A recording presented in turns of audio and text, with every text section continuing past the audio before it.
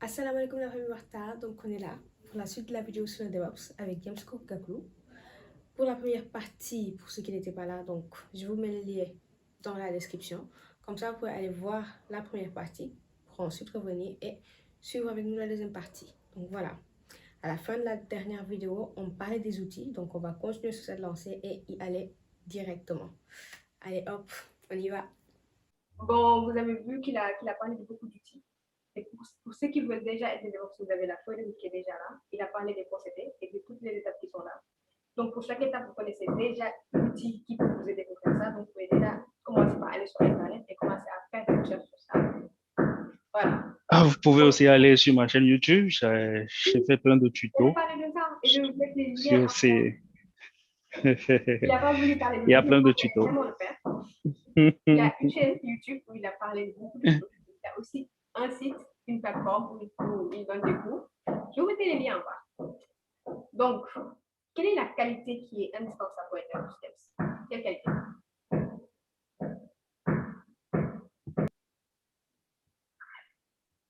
La qualité d'un DevOps.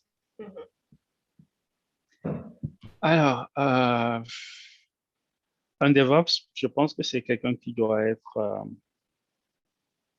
qui doit toujours avoir cette sorte d'apprendre parce que les choses évoluent très, très, très vite dans le domaine. Tout ce que je vous ai cité là, c'est des trucs qui évoluent très, très, très, très rapidement. Il y a plein d'outils qui s'ajoutent d'année en année pour faire d'autres choses assez intéressantes et tout. Donc, oui, c'est quelqu'un qui doit beaucoup aimer apprendre et chaque année, il doit apprendre au moins quelques trucs nouveaux, quoi. Sinon, rapidement, il se rendra compte que les gens sont passés à autre chose et lui, il est toujours sur des anciens outils. Et bon, il y a des outils qui font des choses encore plus performantes que lui n'utilise pas. Ce qu'il doit aussi avoir comme qualité, c'est la communication, parce que déjà, le DevOps, c'est pour faciliter la communication entre les équipes Dev et Ops. Et des fois, dans les équipes même, on n'a pas une personne qui joue le rôle de DevOps, mais on a tous les corps de métier pour que le DevOps, la philosophie, soit mise en place. Voilà. Quand on a une personne, d'habitude, c'est que il est plus Dev que Ops, ou bien peut-être il est plus Ops que Dev. Donc, s'il est, par exemple, plus Dev que Ops, ça veut dire que il est dans l'équipe, il développe et tout, il sait comment mettre en place ce qu'il faut pour les Ops, mais il n'ira pas jusqu'à la fin, quelque part. Donc, ça veut dire que quelque part, il doit se faire compléter par un Ops avec qui il discute d'habitude, avec qui, voilà, il met en place des choses. Et si il est plus Ops que Dev, ça veut dire qu'il a besoin de beaucoup discuter avec les devs pour qu'ils sachent leur architecture, comment ça fonctionne, leur application, comment ça va marcher, comment le déployer, travailler avec eux pour le déployer. Donc, la communication doit être une compétence, voilà, disons obligatoire, quoi, pour être dans le milieu du DevOps. Maintenant, ça, c'est dans les équipes. Des fois, on voit bon, si on prend une personne, on dit on le recrute en tant que DevOps, des fois, on peut la recruter et la mettre dans une équipe pour faire justement ce que je viens de dire. Mais des fois aussi, on peut recruter une personne en tant que DevOps et elle est transverse aux équipes. Le DevOps qui est dans l'équipe, il sera en train de développer, ou soit il sera en train de faire du 6 et tout ça, et en train de voilà, mettre en place des pipelines pour que tous les étapes pour aller en prod soient réelles et tout ça. Ouais. Mais derrière, il faut des outils pour dérouler tout ce que lui il a mis en place. Et ça, par exemple, il faut que quelqu'un le mette en place. Donc, le DevOps qui est transverse, qui n'est pas dans une équipe, qui n'est pas là à développer et tout ça, lui, il a une bonne connaissance du dev, il a une bonne connaissance de l'Ops aussi, ce qui fait que il met en place des plateformes, tous les outils que j'ai cités, par exemple. Lui peut être là à mettre en place ces outils, à les maintenir à accompagner les équipes, les DevOps des équipes ou les équipes même pour pouvoir intégrer leur cycle de développement sur ces outils. Parce que comme je viens de le dire, les outils sont nombreux. Donc, il faut que quelqu'un fasse la veille, mette à jour et vienne dire, OK, les gars, il y a une nouvelle façon de faire qui est sortie. Je l'ai testé, ça marche, vous pouvez l'utiliser comme ça. Donc, voilà un peu les deux types de DevOps qu'on peut avoir et les compétences voilà, qu'il doit avoir selon moi. Et maintenant, je pense que je voulais encore rajouter quelque chose. Je pense que là, actuellement, il faut aussi qu'il ait des compétences un peu cloud, parce que ouais, ça devient un truc utile dans le DevOps parce que la philosophie, c'est aller rapidement. Le cloud permet d'aller rapidement. Du coup, après, quand tu mets en place tous tes outils et que tu veux déployer, ben, quand tu déploies dans des outils cloud, tu vas plus rapidement que si tu as des VM, des choses comme ça à gérer. Donc, même si l'entreprise ne veut pas de cloud public, ben, il y a des solutions de cloud comme Kubernetes, bien des trucs plus aboutis comme Rancher, OpenShift et tout ça que l'entreprise que les entreprises peuvent mettre en local. Ben, il faut que tu aies des compétences sur ça pour faciliter le déploiement. Ouais, un peu. Donc, ces temps-ci, il faut aussi avoir la compétence cloud. Donc, vous avez entendu, hein, il faut avoir toutes ces compétences-là. Lui, il est très dev et très ops. Il n'est pas empathique. Il est très dev et très ops. J'ai travaillé avec lui. Il était mon patron. Bye. En plus, il parle tellement bien. Vous savez ce qui me fatiguait avec lui? En fait, quand j'avais des bugs et que je venais, lui, juste avec un gars, il sait c'est pas le problème. Il avait bien l'expérience. Voilà. Ah oui, c'est l'expérience. Et j'ai aimé aussi son côté veille. Il était tout le temps, ah, ça peut t'aider à faire ça, ça peut t'aider à faire ça. Donc voilà, donc, c'est quoi la plus grande difficulté de ce métier? Qu'est-ce que tu penses que c'est la chose la plus difficile?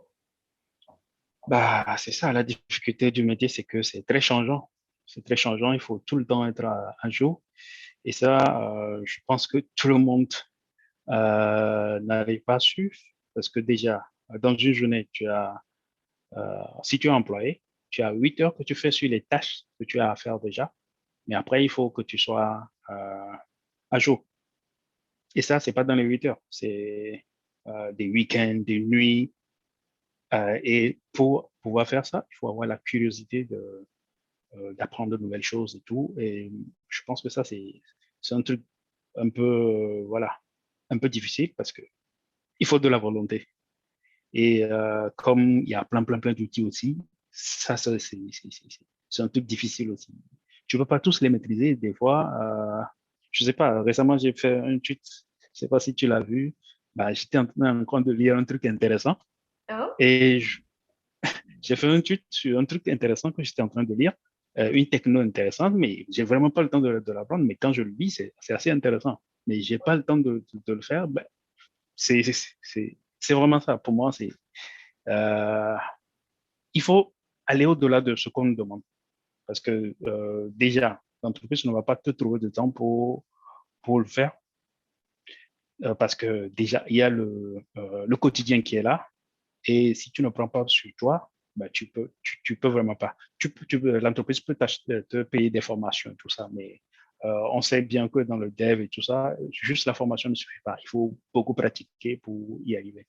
Et ça, il n'y a que toi seul qui peut le faire, quoi. Moi j'allais un peu dire la communication. C'est plus difficile. En fait, des fois, la communication entre les équipes, des fois, c'est difficile, je pense pas. Oui, tu as raison, puisque il faut forcément discuter avec les gens et de façon générale, les humains sont compliqués. La communication n'est pas toujours évidente. Et ouais. Maintenant que tu le dis, je crois que c'est un truc aussi assez complexe.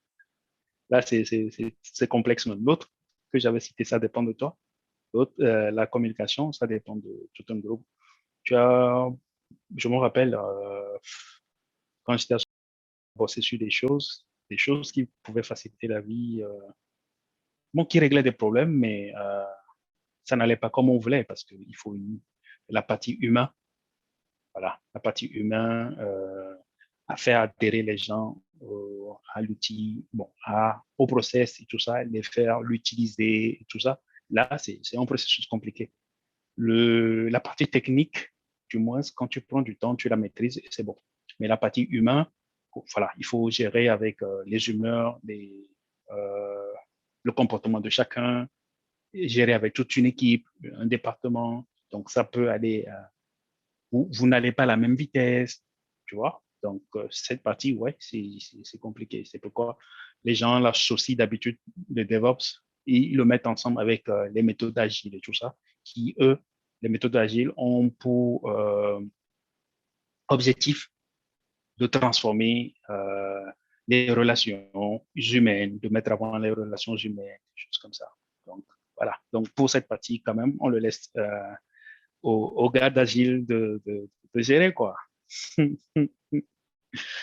Voilà, voilà. Tu as raison.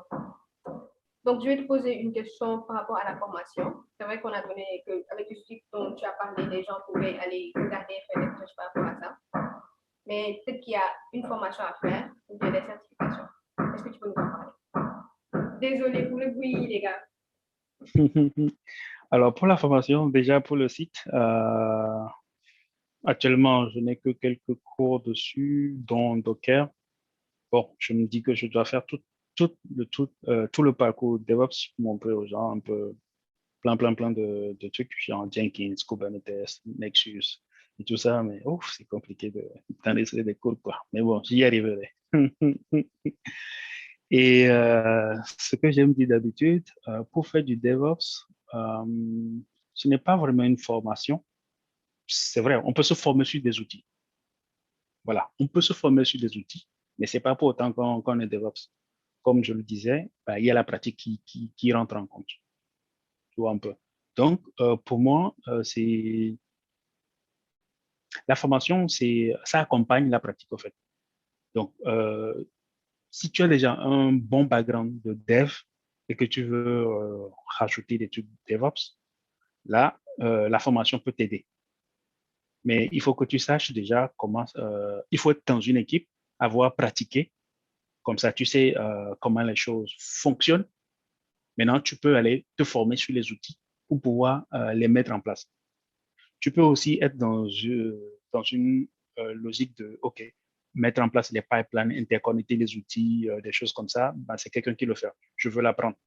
Tu, tu peux te former sur les outils, le faire. Tu auras les compétences DevOps et tout, mais ce sera un peu, disons, je dirais pas superficiel, mais ce sera léger.